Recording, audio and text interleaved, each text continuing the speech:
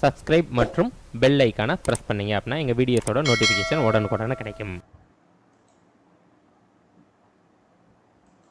அனைத்து நண்பர்களுக்கும் ஆன்லைன் மீடியாவின் அன்பு வணக்கங்கள். நாம இன்றைக்கு மார்ச் 22, 2024 என்ன மாதிரியான முக்கியமான நடப்பு நிகழ்வுகள் இருக்கு அப்படின்றதோடு சேர்த்து அது சார்ந்துள்ள ஸ்கூல் புக் கண்டென்ட்டையும் ப்ரீவியஸ் இயர் கொஸ்டினையும் கனெக்ட் பண்ணி கனெக்ஷன் வடிவில தான் ஒவ்வொரு நாளும் கரண்ட் அஃபேர்ஸ் கிளாஸஸை நம்ம பார்த்து வந்துட்டு இருக்கோம். ஸோ வீடியோ புதுமையாக பார்க்கக்கூடிய நண்பர்கள் மறக்காம நம்ம சேனலை சப்ஸ்கிரைப் பண்ணிட்டு வீடியோ பாருங்க. பிகாஸ் அப்போதான் இந்த கனெக்ஷன் வடிவிலான கரண்ட் அஃபேர்ஸ் கிளாஸஸை நீங்க ரெகுலராக ஃபாலோ பண்ண முடியும்.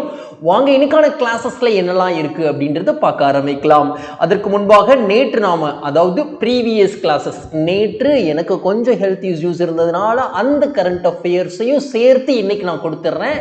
ஸோ இந்த ப்ரீவியஸ் கிளாஸஸ்ல முந்தைய கிளாஸஸ்ல பார்த்தது சார்ந்து 3 இமேஜஸ் இங்கு கொடுக்கப்பட்டிருக்கு. கடலுக்குள் காற்றாலை சார்ந்து ஒரு விஷயம் படித்தோம். ஸோ அதுக்கு 2 பிரதானமான மாநிலம் குஜராத் மற்றும் தமிழ்நாடு தேர்வு செய்யப்பட்டது. தமிழ்நாட்டில் எந்தெந்த மாவட்டங்கள் தேர்வு செஞ்சாங்க அப்படின்றத மட்டும் மறக்காம கமெண்ட் பாக்ஸ்ல சொல்லிருங்க. வாங்க இன்னைக்கான முதல் டாபிக் என்ன இருக்குன்னு பார்க்க ஆரம்பிக்கலாம். ஸோ இன்னைக்கான ஃபர்ஸ்ட் டாபிக் நாம என்ன பார்க்க போறோம் அப்படின்னா, இந்தியாவிலேயே தயாரிக்கப்பட்ட முதல் பீரங்கி என்ஜின் குறிக்கும் பெயர் என்ன அப்படின்னு கேட்டிருக்காங்க. ஸோ இந்த கேள்விக்கான மிகவும் சரியான விடை ஆப்ஷன் சியில் இருக்கக்கூடிய 1500 HP அப்படின்ற வார்த்தை தான் இந்தியாவிலேயே தயாரிக்கப்பட்ட முதல் பீரங்கி என்ஜினை டினோட் பண்ணுது அப்படின்றத தெரிஞ்சுக்கணும். ஓகேங்களா? ஸோ இப்போ மேற்கூறிய ஆப்ஷன்ஸ்லாம் எதற்காக வைக்கப்பட்டது? விக்ரம் எஸ் அப்படின்றது எதை இண்டிகேட் பண்ணுது? இந்தியாவில் முதலில் தயாரிக்கப்பட்ட தனியார் ராக்கெட்டுடைய பெயர் தான் விக்ரம் எஸ் அப்படின்றது தெரியணும். அப்ப இரண்டாவது தனியார் ராக்கெட்டுடைய பெயர் அக்னிபான், கூடிய விரைவில் விண்ணில் செலுத்த போறாங்க அப்படின்ற விஷயம் படிச்சிருந்தோம். ஓகேங்களா? ஸோ அதுக்கப்புறம் ரோஹிணி RH-100 அப்படின்றது ஒரு ராக்கெட்டுடைய பெயர் தான். நம்மளுடைய தமிழ்நாட்டில் இருக்கக்கூடிய விண்வெளி ஏவுதளம் குலசேகரப்பட்டினத்தில் இருந்து என்ன பண்ணாங்க, இந்த ராக்கெட்டை சோதனைப்படுத்தினாங்க. நம்ம படிச்சிருக்கோம். ஓகேங்களா? ஸோ அதையும் ரிவைஸ் பண்ணிட்டாச்சு. ஸோ தற்பொழுது நாம என்ன படிச்சிருக்கோம் அப்படின்னா, இந்தியாவிலேயே முழுமையாக தயாரிக்கப்பட்ட முதல் பீரங்கி என்ஜினை டினோட் பண்ணக்கூடிய ஒரு பெயர் தான் 1500 HP அப்படின்றது படிச்சிருக்கோம். சரி, இது சார்ந்து வேறு என்ன தகவல்லாம் இருக்குன்னு பார்க்கலாமா? இங்க பாருங்க, 1500 HP அப்படின்னா அது எதை குறிக்குது அப்படின்னா, என்ஜினில் இருக்கக்கூடிய குதிரை திறனை குறிக்கிறது. அப்போ அதோடைய திறன், அது எவ்வளவு வாட்ஸ்ல செயல்படும் அப்படின்ற அந்த திறனை தான் குறிக்குது அப்படின்னு சொல்றாங்க. அப்போ 1500 ஹார்ஸ் பவர் உடைய திறனை உடையது அப்படின்னு சொல்றாங்க. ஸோ நடைபெற்ற விஷயம் என்ன அப்படின்னா, மைசூர்ல இந்த 1500 HP என்ஜினுக்கான சோதனை மேற்கொள்ளப்பட்டிருக்கு. இந்த சோதனையை நடத்தியது பாரத் எர்த் மூவர்ஸ் நிறுவனம். இவங்க தான் இந்த 1500 HP பீரங்கி என்ஜினை தயாரிச்சாங்க. ஓகேங்களா? ஸோ இந்த சோதனைக்கு தலைமை தாங்கியது கிரீதர் அரமானே அப்படின்றவங்க. அவங்க யார் அப்படின்னா, பாதுகாப்புத்துறை செயலராக இருக்கக்கூடியவங்க. 1500 HP பீரங்கி என்ஜின் இருக்குல்ல, இது எப்படி செயல்படுறதுல இதற்கு என்ன சிறப்பு அப்படின்னா, உயரமான மலைப்பகுதி, அது போக பாலைவன நிலப்பரப்புகள் எல்லாம் செயல்படக்கூடிய வல்லமை படைத்தது அப்படின்னு சொல்றாங்க. சிறப்பு உலக அளவில் மிகவும் மேம்பட்ட ஒரு பீரங்கி என்ஜினாக இது பார்க்கப்படுது. ஸோ இதோடைய வடிவமைப்பு பணி 2020 தொடங்கப்பட்டது. 2025 இது செயல்பாட்டிற்கு வரும் அப்படின்னு சொல்லிட்டு இலக்கு நிர்ணயிச்சிருக்காங்க. ஓகேங்களா? ஸோ தற்பொழுது நாம என்ன படிச்சிருக்கோம், இந்தியாவிலேயே முழுக்க தயாரித்த முதலாவது 1500 HP என்று சொல்லப்படக்கூடிய பீரங்கி என்ஜின் பற்றி படிச்சிருக்கோம். ஓகேங்களா? சரி, அடுத்து நாம என்ன பார்க்க போறோம் அப்படின்னா, குதிரை திறன் 1500 ஹெச்பினா ஹார்ஸ் பவர். குதிரை திறனா என்ன? நம்ம ஸ்கூல் புக்ல ரொம்ப அழகா சொல்லியிருப்பாங்க. குதிரை திறன்னா FBS அலகுமுறையை குறிக்குது, அதாவது ஆங்கிலேய அலகுமுறை அப்படின்னு சொல்லிட்டாங்க.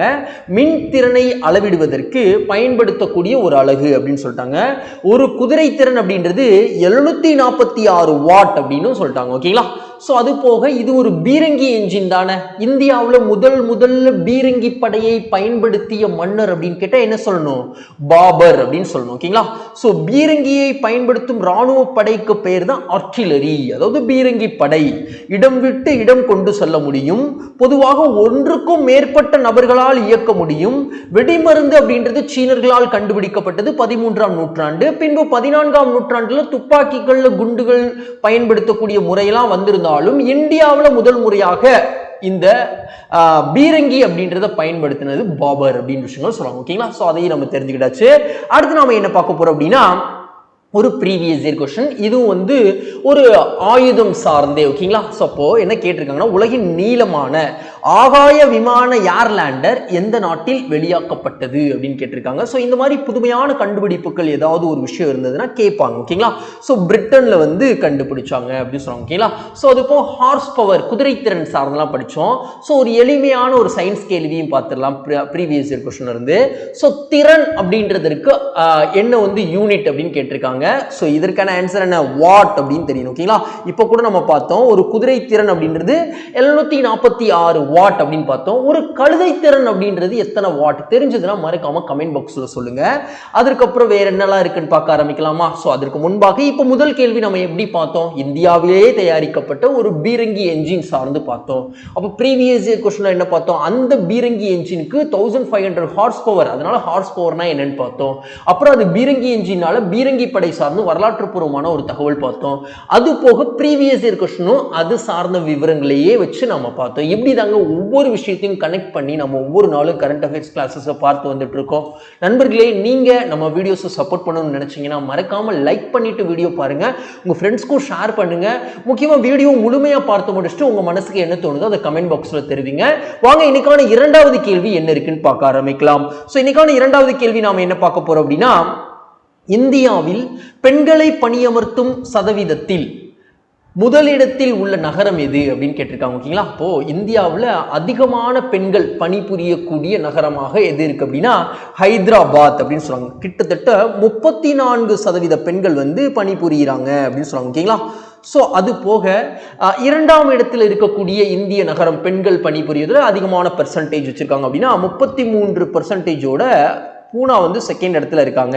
ஸோ மூன்றாவது இடத்துல தமிழ்நாட்டின் தலைநகராகிய சென்னை இருக்காங்க, 29% அப்படின்னு சொல்றாங்க. ஓகேங்களா? ஸோ அது போக டெல்லி அப்படின்றது இந்த நகரங்கள் எல்லாம் வந்து உயர்ந்துகிட்டே போகுது. 34%, 33%, 23% அதிகரிச்சிருக்கு. ஸோ பெண்களோட பணிபுரியும் எண்ணிக்கை அப்படின்றது. ஆனா டெல்லியில 22% இருந்தது 20% குறைஞ்சிருக்கு அப்படின்னு சொல்றாங்க. ஓகேங்களா? ஸோ இந்த பட்டியலில் இது சொல்லப்பட்டிருக்கு. ஸோ நாம இப்போ என்ன படிச்சிருக்கோம்னா, இந்தியாவில் பெண்களை பணியமர்த்தும் சதவீதத்தில் பார்த்தோம்னா எந்த நகரம் முதலிடத்தில் இருக்குன்னு கேட்டிருக்காங்க. ஹைதராபாத் அப்படின்னு விஷயம் படிச்சிருக்கோம். இது சார்ந்த விவரங்களை பார்க்கலாம். அறிக்கையை வெளியிட்டது கெரியர் நெட் நிறுவனம் தான் வெளியிட்டிருக்காங்க. ஸோ அவங்க என்ன தலைப்புல இந்த அறிக்கையை வெளியிட்டாங்க? இந்தியாவில் பெண்களின் வேலை வாய்ப்பு நிலை அப்படின்ற தலைப்புல வெளியிட்டாங்க. ஸோ அவங்க மொத்தமா ஹோலிஸ்டிக்கா இந்தியாவோட நிலைமையை சொல்றாங்க. 69.2 கோடி பெண்கள்ல 37% நபர்கள் வேலைக்கு செல்றாங்க இந்தியாவை பொறுத்த வரைக்கும் அப்படி சொல்றாங்க. சோ உயர்ந்துள்ள விஷயங்கள் அப்படின்னு பார்த்தோம்னா, இளநிலை தொழில்முறை மற்றும் உயர்நிலை நிர்வாக பணிகள்ல பெண்கள் வந்து 2ல இருந்து 5% உயர்ந்திருக்காங்க அப்படின்னு சொல்றாங்க. ஓகேங்களா? முதல்ல 2% இருந்தது, இப்போ 5% மாறி இருக்கு. மத்திய நிர்வாக நிலையை பொறுத்த வரைக்கும் முந்தைய ஆண்டுல 23% இருந்தாங்க பெண்கள் பணிபுரிந்தது, இப்பயும் அவ்வளவுதான் இருக்காங்க, மாற்றம் எதுவும் இல்லை அப்படின்னு குறிப்பிட்டிருக்காங்க. ஸோ கல்லூரி படித்து முடித்தவுடன் பணி சென்ற பெண்களின் எண்ணிக்கை அப்படின்னு பார்த்தோம்னா அரௌண்ட் 40% அப்படின்னு சொல்றாங்க. அது போக குறைந்த விஷயம் அப்படின்னு பார்த்தோம்னா பாலினத்துக்கு இடையே ஊதிய இடைவெளி அப்படின்றது 30% இருந்தது 20% குறைஞ்சிருக்கு அப்படின்னு விஷயங்கள் சொல்றாங்க. ஓகேங்களா? ஸோ தற்பொழுது நாம என்ன பார்த்திருக்கோம்னா, இந்தியாவில் எந்த நகரத்துல பெண்கள் அதிகமான சதவீதத்தில் பணிபுரிஞ்சிட்டு இருக்காங்க அப்படின்னா நாம என்ன சொல்லணும்? ஹைதராபாத் அப்படின்னு சொல்லணும். ஓகேங்களா? 2வது இடத்துல போனா 3வது இடத்துல சென்னை அப்படின்னு படிச்சிருக்கோம். சரி, இங்க பாருங்க ஒரு புக் கண்டென்ட் பார்க்க போறோம். பொருளாதார வளர்ச்சியில பெண்களுடைய கான்ட்ரிபியூஷன்ஸ் கண்டிப்பா தேவையா அப்படின்றதுக்கு தான் இந்த ஆன்சர். பொருளாதார வளர்ச்சியில பெண்களின் முன்னேற்றம் சமூகத்தில் தவிர்க்க முடியாத ஒரு விஷயம் அப்படின்னு சொல்லிட்டாங்க.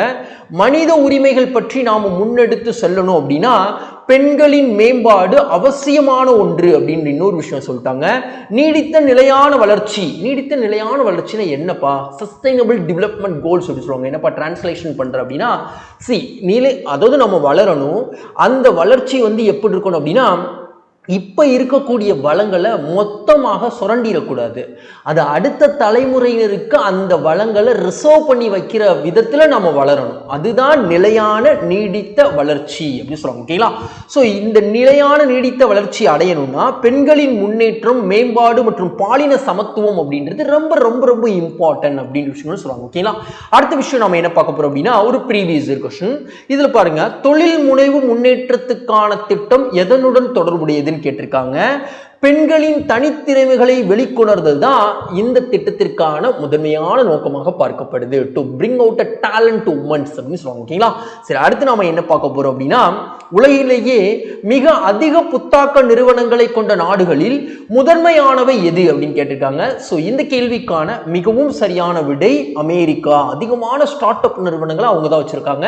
ரெண்டாவது இடத்துல சைனா இருக்காங்க. மூணாவது இடத்துல இந்தியா இருக்காங்க. ஸோ இந்தியாவில் ஸ்டார்ட் அப் நிறுவனம் அதிகமாக வளருவதற்கு ஒரு டெக்னாலஜி ரொம்ப உதவிகரமாக இருந்தது. அந்த டெக்னாலஜி என்ன அப்படின்னா யூனிஃபைட் பேமெண்ட் இன்டர்ஃபேஸ், யூபிஐ. அதாவது பண பரிவர்த்தனைகளை ஆன்லைன்லேயே டிரான்சாக்ட் பண்ணிக்கிறதுக்கு உதவி பண்ணக்கூடிய ஒரு ஆப். ஓகேங்களா? ஸோ இந்த யூபிஐயை வந்து சமீபத்திய காலங்களில் முதல் ஐரோப்பிய நாடாக பிரான்ஸ் வந்து ஏற்றுக்கிட்டாங்கன்னு நம்ம படித்தோம். ஸோ அதை ரிவைஸ் பண்ணுறதுக்காக வைக்கப்பட்டது. ஸோ தற்பொழுது நம்ம என்ன படிச்சிருக்கோம்னா, உலக அளவில் அதிகமான ஸ்டார்ட் அப் நிறுவனங்களை அமெரிக்கா வச்சிருக்காங்க அப்படின்னு விஷயம் படிச்சிருக்கோம். ஸோ நடைபெற்ற விஷயம் என்ன, ஏன் ஸ்டார்ட் அப் நிறுவனங்கள் சார்ந்து இப்போ படிக்கிறோம் அப்படின்னா, மாபெரும் புத்தாக்க நிறுவனங்கள் கண்காட்சி ஸ்டார்ட் அப் மகா கும்ப் அப்படின்னு சொல்லக்கூடிய ஒரு நிகழ்ச்சி வந்து டெல்லி பாரத மண்டபத்தில் 18ல இருந்து 20 மார்ச் வரைக்கும் நடந்திருக்கு அப்படின்னு தெரியும். ஓகேங்களா? ஸோ கலந்து கொண்டவர் இந்திய பிரதமர் சொல்லிட்டாங்க. பெண்களின் தலைமையில் இந்தியாவில் எவ்வளவு ஸ்டார்ட் அப் நிறுவனம் இருக்கான், அரௌண்ட் 45% ஆஃப் ஸ்டார்ட் அப் நிறுவனம் பெண்களின் தலைமையில் இங்கிட்டு இருக்கு அப்படின்னு சொல்றாங்க. ஸ்டார்ட் அப்களை ஊக்குவிப்பதற்கான காரணம் என்ன, நம்ம இந்தியா மக்கள் தொகை பகுப்பு கொண்ட ஒரு நாடாக திகழுது. டெமோகிராபிக் டிவிடெண்ட் அப்படின்னு சொல்லுவாங்க. ஸோ உழைக்கும் மக்கள் தொகை அதிகமாக இருக்கக்கூடிய நாடுகளில் நம்ம முதலிடத்தில் இருக்கோம். இளம் இந்தியா, நம்ம இந்தியாவோட வயசு 29 தான். ஸோ இப்படி இளைஞர்கள் நிறைந்த தேசத்துல இளைஞர்களை தொழில் முனைவோர் மாற்றுவதற்கு தான் ஸ்டார்ட் அப்களை என்கரேஜ் பண்றாங்க கவர்மெண்ட் அப்படின்னு சொல்றாங்க. சோ இந்த ஸ்டார்ட் அப்கள் இப்போ அதிகமாவதற்கு ரெண்டு டெக்னாலஜி ரொம்ப ஹெல்ப்ஃபுல்லா இருக்கும். ஒன்னு ஆர்டிஃபிஷியல் இன்டெலிஜென்ஸ், செயற்கை நுண்ணறிவு. அதற்கப்புறம் என்ன சொல்றாங்க அப்படின்னா யூபிஐ, யூனிஃபைட் பேமெண்ட் இன்டர்ஃபேஸ், அதாவது ஆன்லைன்ல பணத்தை பரிமாற்றம் செய்யக்கூடிய ஒரு வசதிகள். ஓகேங்களா? சோ இதை நம்ம பார்த்தாச்சு. அப்போ ஸ்டார்ட் அப் மகா கும்ப் அப்படின்றது டெல்லி பாரத மண்டபத்தில் நடந்திருக்கு. உலக அளவில் அதிகமான ஸ்டார்ட் அப்களை வச்சிருக்க நாடு அமெரிக்கா. மூன்றாவது இடத்துல இந்தியா இருக்காங்கன்னு பார்த்திருக்கோம். ஓகேங்களா? சரிப்பா, இப்போ இந்த ஸ்டார்ட் அப்களை அதிகப்படுத்துவதற்கு இந்திய அரசாங்கம் மேற்கொண்ட நடவடிக்கைகள் சார்ந்து நம்ம ஸ்கூல் புக்ல ஏதாவது குறிப்பிட்டிருக்காங்களா? ஸ்டார்ட் அப் இந்தியா திட்டம் அப்படின்னு குறிப்பிட்டிருக்காங்க. எந்த வருஷம் ஆரம்பிக்கப்பட்டது? 2016 ஜனவரி 16 அப்படின்னு சொல்லிட்டாங்க. சோ இதோடைய முதன்மையான நோக்கம் என்ன அப்படின்னா, தொழில் தொடங்குவதற்கான தொடக்க முயற்சிகளை ஏற்படுத்துறது, வேலை வாய்ப்புகளை உருவாக்குறது, வளங்களை உருவாக்கி கொடுக்கிறது அப்படின்னு சொல்லிட்டாங்க. அதுக்கப்புறம் இன்னொரு திட்டம் இருக்கு, ஸ்டாண்ட் அப் இந்தியா திட்டம் அப்படின்னு சொல்றாங்க. ஏப்ரல் 5 2016 கொண்டு வரப்பட்டது. சோ பச்சை புல்வெளி நிறுவனம் அமைப்பதற்காக குறைஞ்சபட்சம் 10 லட்சத்திலிருந்து 1 கோடிக்கும் இடையில் பட்டியல் சாதியினர் மற்றும் பழங்குடியின பிரிவினருக்கு ஒரு வங்கி கிளைக்கும் ஒரு பெண் கடன் பெறுவோர் வீதம் கடன் அளித்து தொழில் முனைவோர்களை ஊக்குவிக்கக்கூடிய ஒரு திட்டமாக பார்க்கப்படுது. ஓகேங்களா? அடுத்து நாம என்ன பார்க்க போறோம் அப்படின்னா, ஒரு ப்ரீவியஸ் இயர் கொஸ்டின், இளைஞர்களின் திறன் மேம்பாட்டுக்கான ஒரு கொஸ்டின்.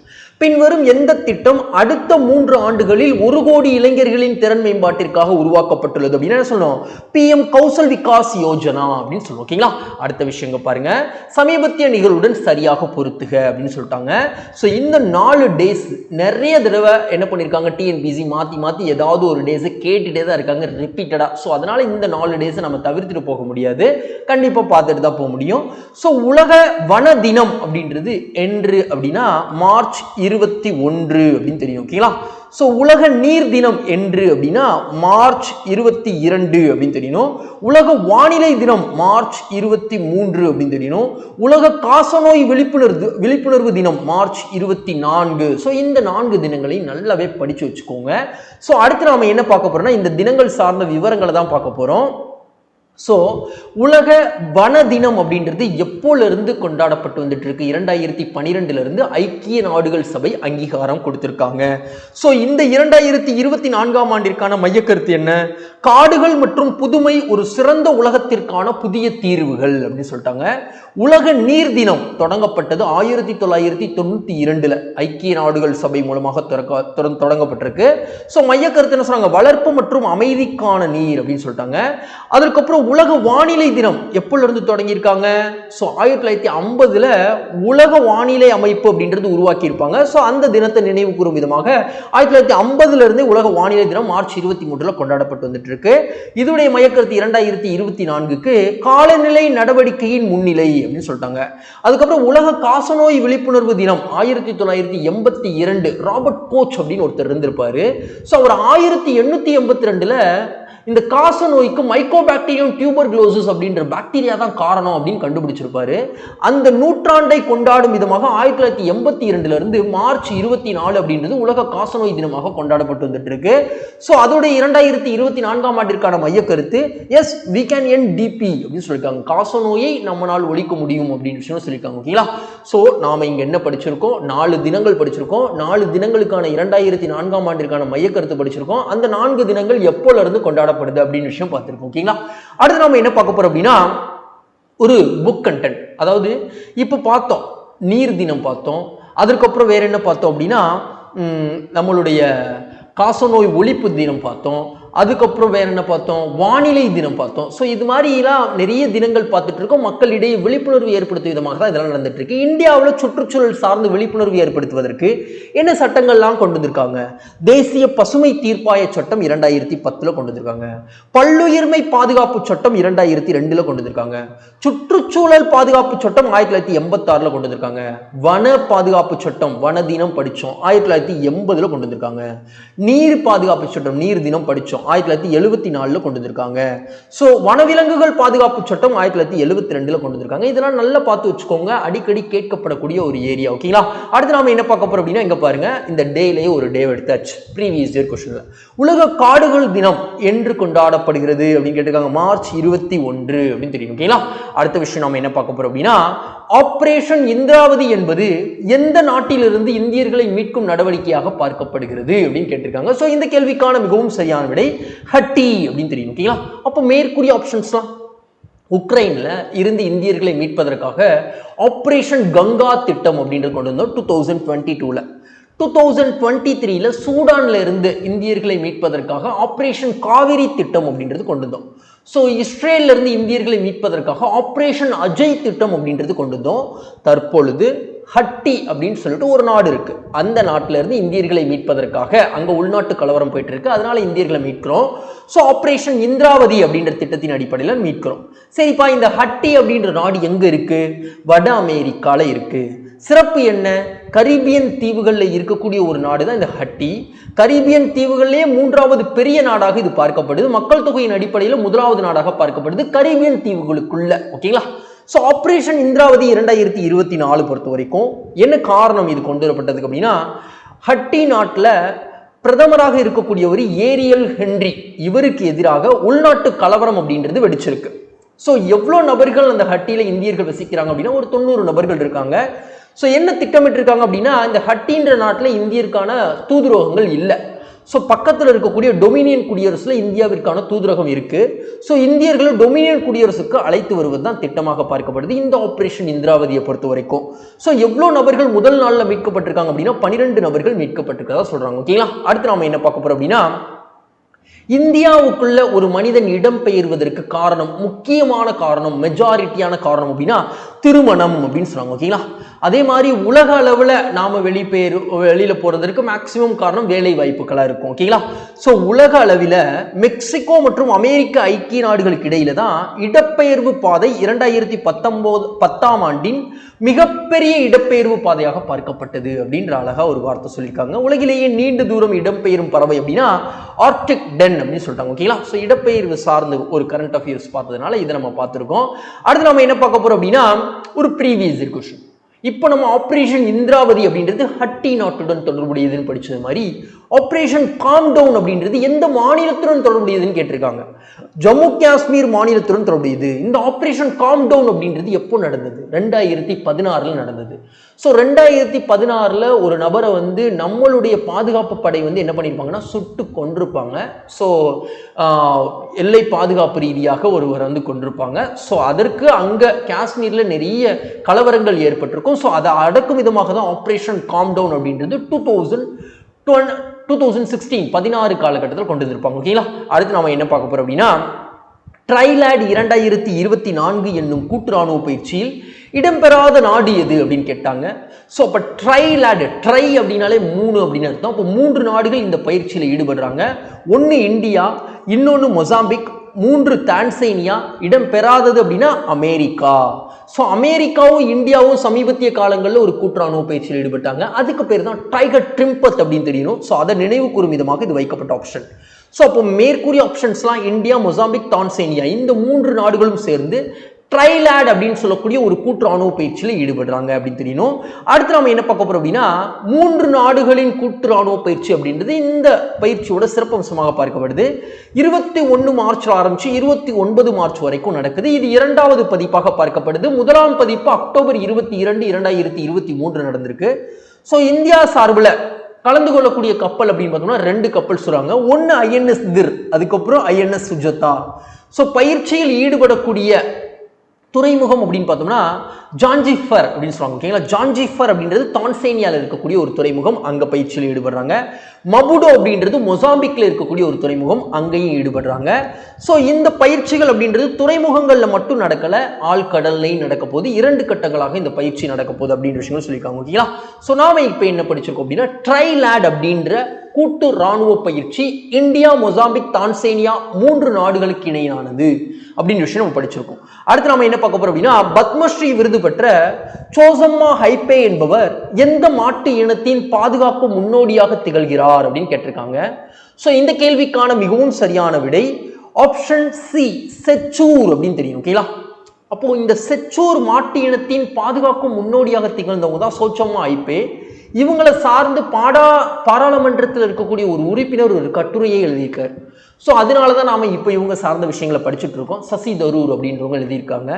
ஸோ மேற்கூறிய ஆப்ஷன்ஸ்லாம் எதற்காக வைக்கப்பட்டது? ஸோ பர்கூர் அப்படின்றது நம்ம படித்தோம் சமீபத்திய காலங்களில். ICAR அப்படின்னு சொல்லக்கூடிய அமைப்பு பர்கூர் இனத்து மாடுகளை சிறந்து பாதுகாக்கக்கூடிய பர்கூர் ரிசர்ச் ஸ்டேஷன்ஸ்க்கு 3வது விருது, தேசிய அளவிலான விருதை நாங்கள் கொடுக்குறோம் அப்படின்னு சொல்லியிருப்பாங்க. ஸோ அதை ரிவைஸ் பண்ணுறோம். பொங்கனூர் அப்படின்ற மாடுகள் ரொம்ப உலகிலேயே ரொம்ப சிறிய வகையான ஒரு மாட்டு இனங்கள்ல அதுவும் ஒன்று. இந்த இனத்தை நம்ம பாதுகாக்கணும். ஆந்திர பிரதேசத்தில் இந்த பிரீட் இருக்கு. ஸோ இதை பாதுகாக்கணும்னு சொல்லிட்டு சமீபத்திய காலங்களில் இந்திய பிரதமர் அவர்கள் ஒரு விழிப்புணர்வை ஏற்படுத்தி இருந்தாங்க. ஸோ அதை நினைவு கூர்ந்துக்கிறோம். புலிக்குளம் அப்படின்றது தமிழ்நாட்டை சார்ந்த ஜல்லிக்கட்டு வகையை சார்ந்த ஒரு காளை அப்படின்னு சொல்லுவாங்க. ஸோ அதை நம்ம நினைவு கூர்ந்துக்கிறோம். அப்போ செச்சூர் அப்படின்னு மாட்டு இனத்தை பாதுகாக்கும் முன்னோடியாக திகழ்றவங்க சோசம்மா ஹைபே அப்படின்றவங்க பத்மஸ்ரீ விருது 2022 பெற்றிருக்காங்க. ஓகேங்களா, சரி இப்போ இவங்க சார்ந்த விஷயங்களை நம்ம பார்க்கலாம். வெச்சூர் மாடு, இந்த மாட்டுடைய விஷயங்களை பார்க்கலாம். இது எந்த மாநிலத்தை பூர்வீகமாக கொண்டது அப்படின்னா கேரளம் அப்படின்னு சொல்லிட்டாங்க. கேரளம்ல கோட்டயம் அப்படின்ற இடத்துக்கு பக்கத்துல வெச்சூர் அப்படின்ற ஒரு கிராமம் இருக்கு. ஸோ அந்த மாட்டிற்கு அந்த கிராமத்துடைய பேரே வச்சாச்சு. சிறப்பு என்னன்னா உலகின் மிகச்சிறிய கால்நடை இனங்கள்ல இதுவும் ஒன்றுன்னு சொல்லிட்டாங்க. பேராசிரியராக திகழக்கூடியவங்க தான் ஜோசம்மா ஹைபே அப்படின்றவங்க. தனது மாணவர்களின் குழுவுடன் இணைந்து வெச்சூர் விலங்குகள் அழிவில் இருந்து காப்பாற்றப்படுகிறது அப்படின்னு சொல்றாங்க. சிறப்பு இயல்பு என்னன்னா அயல்நாட்டு இனங்களை விட சிறந்த நோய் எதிர்ப்பு சக்தியை உடையது வெச்சூர் பசுமாடு அப்படின்னு சொல்றாங்க. ஓகேங்களா, ஸோ அதுக்கப்புறம் குறைந்த உள்ளீட்டு மேலாண்மை அமைப்புக்கு ரொம்ப பொருத்தமான ஒரு மாடும் கூட அப்படின்னு சொல்லிட்டாங்க. அழிவின் பாதைக்கு காரணமான விஷயம் அப்படின்னா வெளிநாட்டு இனங்களோடு நம்ம நாட்டு இனங்களை கலப்பினம் செய்வது. ஸோ அதனால நம்ம பியூர் பிரீடெல்லாம் அழிஞ்சிட்டே வருது அப்படின்னு சொல்லுவாங்க. வெண்மை புரட்சியோட நோக்கமே பால் உற்பத்தியை அதிகப்படுத்தணுன்றதுக்காகத்தான். ஸோ அதனால என்ன பண்றாங்க அப்படின்னா பியூர் பிரீட்ல பால் அதிகமாக கிடைக்க மாட்டேதுன்னு கலப்பினங்களை அதிகமாக உருவாக்குறாங்க. அதனால பியூர் பிரீட் ஆகிய இந்த வெச்சூர் மாடு இனங்கள்லாம் அழிஞ்சிட்டு இருக்கு அப்படின்னு பேராசிரியர் ஜோசம்மா ஹைபே அப்படின்றவங்க இந்த வெச்சூர் மாட்டு இனங்களை பாதுகாக்கும் முன்னோடியாக திகழ்றாங்க அப்படின்னு சொல்லிட்டாங்க. ஓகேங்களா, அடுத்து நாம என்ன பார்க்க போறோம் அப்படின்னா மாடுகள் சார்ந்து நம்ம புக்ல குறிப்பிடப்பட்ட சில விஷயங்களை பார்க்க போறோம். இளம் பெண் கன்றுக்குட்டியானது இளம் பசு என்றும் இளம் ஆண் கன்றானது கிடாரி என்றும் அழைக்கப்படுகிறது. ஸோ பெண் கன்றுக்குட்டியை எப்படி அழைப்பாங்க, ஆண் கன்று எப்படி அழைப்பாங்க அப்படின்னு சொல்லியிருக்காங்க. கன்று போடுவதற்கு 2 மாதத்திற்கு முன்பே தன்னுடைய குட்டியை வளர்ப்பதற்காக தாய் பசு பால் சுரப்பதை அல்லது வழங்குவதை நிறுத்திவிடும் அப்படின்னு சொல்லியிருக்காங்க. நெக்ஸ்ட் விஷயம், கோல்ஸ்டீன் அப்படின்னு சொல்லிட்டு ஒரு இன வகையான மாடு இருக்கு. பிற இன மாடுகளை விட அதிக அளவு பாலினை அளிக்கிறது அப்படின்னு சொல்லிட்டாங்க. மாடுகள் ஒரு நாளைக்கு 6 மணி நேரம் மட்டும் தனது உணவை மேய்ந்து 8 மணி நேரத்திற்கு மேலாக அதனை அசை போட்டு பாதி செரிக்கப்பட்ட உணவாக விழுங்குகின்றது அப்படின்னு சொல்றாங்க. ஓகேவா? அடுத்த விஷயம் நம்ம என்ன பார்க்க போறோம் அப்படின்னா, ஈஸ்ராம் இணையதளம் எதனுடன் தொடர்புடையது அப்படின்னு கேட்டிருக்காங்க. ஸோ இந்த கேள்விக்கான மிகவும் சரியான விடை புலம்பெயர் தொழிலாளர்களுடன் தொடர்புடையது அப்படின்னு தெரியணும். அப்போ வாழ்வுரிமை சான்றிதழ் தொடர்பாக எதுவும் இணையதளம் இருக்கா? பிரணாம் இணையதளம் அப்படின்னு இருக்கு. ஓகேங்களா? அப்போ இந்த ரைட் டு லைஃப் சர்டிபிகேட் அப்படின்றது வாங்கி கொடுக்கணும். யார் வாங்கி கொடுப்பாங்க அப்படின்னா, வயதான முதியவர்கள், பென்ஷன்ஸ் வாங்கக்கூடியவங்க வாங்கி கொடுப்பாங்க. ஸோ அவங்க ஒவ்வொரு வருடமும் வந்து அந்த ஆஃபீஸ்க்கு போய் தான் அலைஞ்சு தான் வாங்கி கொடுத்தாங்க. ஸோ அவங்களுடைய அந்த அலைவுகளை குறைக்கும் விதமாக பிரணாம் அப்படின்னு சொல்லிட்டு ஒரு செயலியே ஓப்பன் பண்ணுவாங்க, இணையதளமே. ஓகேங்களா? ஸோ அதன் மூலமாக அவங்க வாழ்வுரிமை சான்றிதழ் பெற்றுக்க முடியும். ஸோ அதுக்கப்புறம் எடுக்கப்படாத வைப்பு தொகை, அதாவது இப்போ என்னுடைய தாத்தாவோ பாட்டியோ என்ன பண்ணிட்டாங்க அப்படின்னா, பேங்க்ல நிறைய பணம் போட்டாங்க, அவங்க யாரையுமே நாமினி காட்டாம போட்டாங்க, அது எடுக்காமே கிடக்க, அவங்களுடைய வாழ்க்கை முடிஞ்சிருது அப்படின்னா அந்த பணம் அப்படியே கிடக்கும்ல, வாரிசு யாருன்னே தெரியாம கிடக்கும்ல. ஸோ அதுக்காக ஆர்பிஐ என்ன பண்ணாங்க அப்படின்னா, உத்கம் அப்படின்னு சொல்லிட்டு UDGAM அப்படின்னு சொல்லிட்டு ஒரு இணையதளத்தை ஓப்பன் பண்றாங்க. உரிய வாரிசுதாரர்கள் ப்ரூஃபை காட்டிட்டு அந்த பணத்தை பெற்றுக்கொள்ளலாம் அப்படின்னு விஷயம் சொன்னாங்க. ஓகேங்களா? ஸோ அதுக்கப்புறம் காச நோயாளிகளுக்கான இணையதளமாக முக்து பாரத் அப்படின்னு சொல்லிட்டு காச நோயால் பாதிக்கப்பட்ட நோயாளிகளை தத்தெடுக்கக்கூடிய ஒரு விஷயத்தை வந்து கொண்டு வந்தாங்க. ஓகேங்களா? ஸோ அதையும் நம்ம தெரிஞ்சுக்கிட்டாச்சு. தற்பொழுது நம்ம என்ன படிச்சிருக்கோம்டா, புலம்பெயர் தொழிலாளர்களுடன் தொடர்புடையதா ஈஸ்ராம் இணையதளம். யாரெல்லாம் வந்து புலம்பெயர் தொழிலாளர்களாக இருக்காங்களோ அவங்கெல்லாம் இந்த இணையதளத்தின் மூலமாக அவங்கள பதிவு செஞ்சுக்கணும் அப்படின்னு சொல்றாங்க. ஓகேங்களா? ஸோ உச்சநீதிமன்றம் தற்பொழுது ஒரு உத்தரவிட்டிருக்காங்க. ஈஸ்ராமில் பதிவு செய்த புலம்பெயர் தொழிலாளர்களுக்கு கண்டிப்பாக 2 மாசத்துல எல்லோருக்கும், பதிவு செஞ்ச எல்லோருக்கும் ரேஷன் கார்டுகளை 2 மாசத்துக்குள்ள கொடுங்க அப்படின்னு சொல்லியிருக்காங்க. பதிவு செய்தவர்களுடைய எண்ணிக்கை தற்போது வரைக்கும் 29 கோடி நபர்கள் பதிவு செஞ்சிருக்காங்க. இதுல 8 கோடி நபர்கள் மட்டும்தான் ரேஷன் கார்டு வாங்கியிருக்காங்க. ஸோ பயனாளிகளுக்கு உறுதுணையான சட்டம் என்ன அப்படின்னா, தேசிய உணவு பாதுகாப்பு சட்டம் 2013 படி இவங்க இந்த ஈஸ்ராம் போர்ட்டல்ல பதிவு செஞ்சிருந்தாங்கன்னா இவங்களுக்கு ரேஷன் கார்டு கிடைக்கும். ரேஷன் கார்டு கிடைக்கும் மூலமா இவங்க எங்க வேலை பார்க்குறாங்களோ, எந்த மாநிலத்தில் வேலை பார்த்தாலும் ரேஷன் பொருட்களை இவங்களால வாங்கிக்க முடியும் அப்படின்னு சொல்றாங்க. ஓகேங்களா? ஸோ அவங்களுடைய உணவிற்கான தேவையை ஓரளவுக்கு பூர்த்தி பண்ண முடியும். அடுத்த விஷயம், ஈஸ்ராம் போர்ட்டலுடைய நோக்கமே என்ன அப்படின்னா, அமைப்பு சாரா தொழிலாளர்களுக்கான சமூக பாதுகாப்பு சேவைகளை செயல்படுத்துவதற்கு உதவும் அப்படின்னு சொல்லியிருக்காங்க. ஸோ அதனாலதான் இந்த போர்ட்டல்ல பதிவு செஞ்சவங்களுக்கு ரேஷன் கார்டு கொடுக்கணும் அப்படின்னு சொல்லிட்டு உச்சநீதிமன்றம் சொல்லியிருக்காங்க. அடுத்த விஷயம் நம்ம என்ன பார்க்க போறோம்னா, இந்த தேசிய உணவு பாதுகாப்பு சட்டத்தின் வாயிலாகத்தானே அவங்களுக்கு ரேஷன் பொருட்கள் கிடைக்குது. ஸோ இது 2013 நாடாளுமன்றத்தில் நிறைவேற்றப்பட்டது. ஸோ இதன் மூலமாக எப்படி செயல்படுத்துறாங்க, 50% நகர்ப்புற குடும்பங்களையும் 75% கிராமப்புற குடும்பங்களையும் உள்ளடக்கிய ஒரு சட்டமாக இது பார்க்கப்படுது. ஸோ குடும்பங்கள் ஒரு குறிப்பிட்ட அளவுகோலின் அடிப்படையில் அடையாளம் காணப்பட்டு முன்னுரிமை குடும்பங்கள், பிரியாரிட்டி ஹவுஸ் ஹோல்ட்ஸ் அப்படின்னு வரையறுக்கப்படுறாங்க. இந்த நாட்டின் முன்னுரிமை குடும்பங்களுக்கு தற்பொழுது பொது வழங்கல் முறை, ரேஷன் கடையில் என்ன பண்றாங்க, அரிசிகள் பருப்புகள்லாம் கொடுக்குறாங்கல்ல, அரிசியை 3 ரூபாய்க்கும், கோதுமையை 2 ரூபாய்க்கும், திணையை 1 ரூபாய்க்கும் நேஷனல் ஃபுட் செக்யூரிட்டி ஆக்ட் படி வழங்கணும் அப்படின்னு சொல்றாங்க. ஆனா தமிழ்நாட்டில் உலகளாவிய பொது வழங்கல் முறையை நம்ம பயன்படுத்திட்டு இருக்கோம். பிரியாரிட்டி ஹவுஸ் ஹோல்ட்ஸ் நம்ம பயன்படுத்தல. எல்லாருக்குமே நம்ம ரேஷன் கார்டு வச்சிருக்கோம், எல்லாருக்குமே நம்ம என்ன பண்றோம், கொடுக்குறோம். ஆனா மித்த மாநிலங்கள் என்ன பண்றாங்க அப்படின்னா, வறுமை கோட்டிற்கு கீழே இருக்கவங்களுக்கு மட்டும்தான் ரேஷன் பொருட்கள் அப்படின்றது வழங்கப்பட்டு வந்துட்டு இருக்கு. ஓகேங்களா? அடுத்து நாம என்ன பார்க்க போறோம் அப்படின்னா, தேசிய உணவு பாதுகாப்பு சட்டம் அரசாங்கம் எப்போ வெளியிட்டாங்க அப்படின்னு கேட்டிருக்காங்க. செப்டம்பர் 2013. தமிழ்நாடு இதை எப்போ நிறைவேற்றினாங்க அப்படின்றது மறக்காம கமெண்ட் பாக்ஸ்ல சொல்லுங்க இந்த சட்டத்தை. அடுத்த விஷயம், சமீபத்திய நிகழ்வுடன் சரியாக பொறுத்துக. கிராஸ் நேஷனல் ஹாப்பினஸ் இண்டெக்ஸ் அப்படின்னு பார்க்கலாம், உலகளாவிய மகிழ்ச்சி குறியீடு. ஸோ இதுல வந்து 7வது முறையாக பின்லாந்து முதலிடத்தை பிடிச்சிருக்காங்க நம்ம படித்தோம். ஸோ பெரிய நாடுகளுக்கானது வெளியிடலை அப்படின்னு விஷயமும் நம்ம பார்த்தோம். ஸோ இந்தியாவிற்கான இடம் தற்பொழுது சொல்லியிருக்காங்க 126வது இடம் அப்படின்னு சொல்லிட்டாங்க. ஓகேங்களா?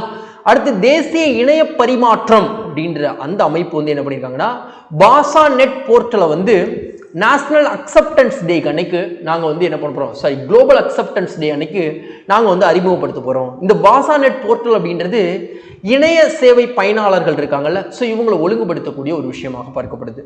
பூமி நேரம் அப்படின்னு சொல்லிட்டு மார்ச் 23 ரெகுலேட் பண்ண போகிறாங்க. 1 மணி நேரம் என்ன பண்ணுவாங்க அப்படின்னா, எலக்ட்ரிசிட்டி எல்லாத்தையும் ஆஃப் பண்ணிட்டு, ஸோ புதுப்பிக்கத்தக்க வளங்களை பற்றி விழிப்புணர்வு மக்களிடையே ஏற்படுத்தக்கூடிய ஒரு ப்ரோக்ராம்ஸ் அப்படின்றது நடக்கும். ஓகேங்களா?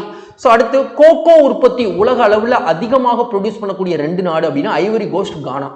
இங்கேயே வந்து 60% உற்பத்தி அப்படின்றது கம்மியாகி இருக்கு அப்படின்னு சொல்றாங்க. ஸோ இந்த கோகோ அப்படின்றது எங்க பயன்படுத்துவாங்க அப்படின்னா, சாக்லேட், ரொம்ப ஹைஃபையான சாக்லேட்ல எல்லாத்துலேயும் கோகோ பயன்படுத்துவாங்க. ஸோ இனி இந்த உற்பத்தி அப்படின்றது உலக அளவில் குறைஞ்சிட்டு வருது அப்படின்னு சொல்றாங்க. ஓகேங்களா? அடுத்த விஷயம் நம்ம என்ன பார்க்க போறோம் அப்படின்னா, நேஷனல் டெக்னாலஜி டே, தேசிய தொழில்நுட்ப நாள் இந்தியா என்று கொண்டாடுறாங்க 11th மே அப்படின்னு தெரியும். ஓகேங்களா, 11 மே, அதையும் தெரிஞ்சு வச்சுக்கிறோம். 33வது ஒலிம்பிக் போட்டியின் தொடக்க விழாவில் பாரிஸில் நடக்க போது இந்தியாவின் தேசிய கொடியை தலைமை தாங்கியவர் யார் அப்படின்னு கேட்டிருக்காங்க. ஸோ இதற்கான answer option D, Sharath Kamal, table tennis விளையாட்டுடன் தொடர்புடையவர். ஸோ மேற்கூறிய ஆப்ஷன்ஸ் சீத்தல் தேவி, வில்வித்தையுடன் தொடர்புடையவங்க, ஜம்மு காஷ்மீரை சார்ந்தவங்க. ஸோ இவங்களை என்ன பண்ணாங்க, தேர்தல் ஆணையம் சமீபத்திய காலங்களில் மாற்றுத்திறனாளிகளுக்கான தேசிய அடையாளமாக அறிவிச்சாங்க அப்படின்னு விஷயம் பார்த்தோம். ஸோ அதுக்கப்புறம் ஆசிய தடகள போட்டி சைனாவில் நடந்ததுல, ஸோ அதுல தொடக்க விழாவில் இந்திய கொடியை ஏந்தி சென்றவர் ஹர்மன் பிரீத் சிங் அப்படின்னு தெரியும். லவ்லினா போர்கோகெய்ன் 2 பேரும் பண்ணியிருப்பாங்க. ஸோ ஹர்மன் பிரீத் சிங் அப்படின்றவர் ஹாக்கி அணியில கேப்டனாக இருந்தவர். ஸோ ஸ்ரீஜேஷ்குமாரும் இந்திய ஹாக்கி அணியில கோல் கீப்பராக இருந்தவர். இவர் முடியும் விழாவில் இந்திய கொடியை ஏந்தி சென்றிருப்பாரு ஆசியன் கேம்ஸ்ல சைனாவில் நடந்ததுல. ஓகேங்களா, ஸோ அதெல்லாம் ரிவைஸ் பண்ணிட்டாச்சு. தற்பொழுது பாரிஸ் ஒலிம்பிக்கான தேசிய கொடி, அதாவது இந்தியா சார்பாக தேசிய கொடியை தலைமை தாங்கி கொண்டு போனவர் சரத்கமல் அப்படின்னு சொல்லியிருக்காங்க. ஓகேங்களா, ஸோ ஒரு குயிக் ரிவிஷன் பார்த்துடலாம். முதல் பீரங்கி என்ஜின் இந்தியாவாலேயே தயாரிக்கப்பட்டது, HP 1500 அப்படின்னு படித்தோம். பெண்கள் பணியமர்த்தக்கூடிய நகரங்கள் பட்டியலில் முதல்ல ஹைதராபாத் ஃபர்ஸ்ட் இடத்துல இருக்காங்கன்னு பார்த்தோம். ஸோ அமெரிக்கா அதிகமான ஸ்டார்ட் அப் நிறுவனங்கள் உலக அளவில் வச்சிருக்காங்கன்னு பார்த்தோம். உலக வன தினம் அப்படின்றது என்னைக்கு அப்படின்றது மறக்காம சொல்றேங்க. அடுத்து ஆபரேஷன் இந்திராவதி, ஹட்டி அப்படின்ற நாட்டிலிருந்து இந்தியர்களை மீட்பதற்காக கொண்டு வரப்பட்ட ஒரு நடவடிக்கை. ட்ரைலாட் அப்படின்ற இந்த 3 நாடுகள் இணைந்து நடத்தப்படக்கூடிய கூட்டுராணுவ பயிற்சி அப்படின்னா மொசாம்பிக், தான்சேனியா, இந்தியா அப்படின்னு பார்த்தோம். சோச்சம்மா ஐபே அப்படின்றவங்க செச்சூர் மாட்டு இனங்களை பாதுகாக்கும் முன்னோடியாக பார்க்கப்படுறாங்க. ஈஸ்ராம் இணையதளம் அப்படின்றது புலம்பெயர் தொழிலாளர்களுக்கான பதிவிடப்படக்கூடிய ஒரு இணையதளம். அதுல பதிவிடப்பட்டவர்களுக்கு ரேஷன் கார்டை வழங்க சொல்லியிருக்காங்க சுப்ரீம் கோர்ட். கோகோ உற்பத்தி உலக அளவில் குறைஞ்சிட்டு வருது அப்படின்னு விஷயம் பார்த்தோம். சரத்கமல் அவர்கள் 33வது ஒலிம்பிக் போட்டிக்கு இந்தியா சார்பாக தேசிய கொடியை ஏந்தி சென்றிருக்காங்க அப்படின்னு விஷயம் பார்த்தோம். ஓகேங்களா, ஸோ இன்னைக்கான தகவல் முடிஞ்ச ஃப்ரெண்ட்ஸ். இந்த வீடியோ உங்களுக்கு பிடிச்சிருந்தது அப்படின்னா மறக்காம லைக் பண்ணிடுங்க, உங்க ஃப்ரெண்ட்ஸ்க்கும் ஷேர் பண்ணுங்க. முக்கியமாக வீடியோ எப்படி இருந்தது அப்படின்னு கமெண்ட் பாக்ஸில் சொல்லுங்க. தேங்க்யூ, நாளைக்கு சந்திக்கலாம்.